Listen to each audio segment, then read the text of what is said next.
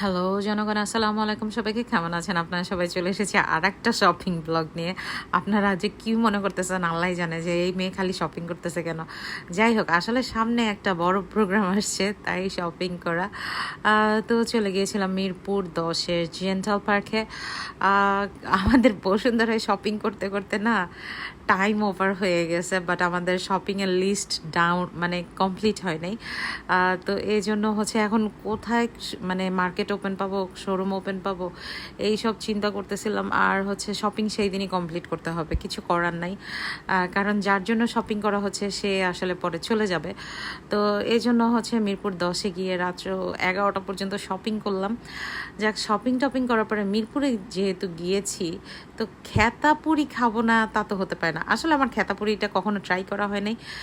সেদিন চোখে পড়ে গিয়েছিল, তো মনে হলো যে না, খেতাপুরিটা খাওয়া অনেক দরকার। কখনো আমি খাই নাই, ট্রাই করে দেখা উচিত। তো যাই হোক, অর্ডার দিয়ে ফেলেছি, তখন অলরেডি রাত 11:30 বাজে। তো এতটা মজা হবে সেইটা আবার আমি এক্সপেক্ট করি নাই। মানে দেখে কেমন যেন লাগতেছিল, কিন্তু খেয়ে মানে অসাধারণ একটা জিনিস। যাই হোক, কেমন লাগলো ব্লগটা অবশ্যই জানাবেন। আজকের মতো বিদায়।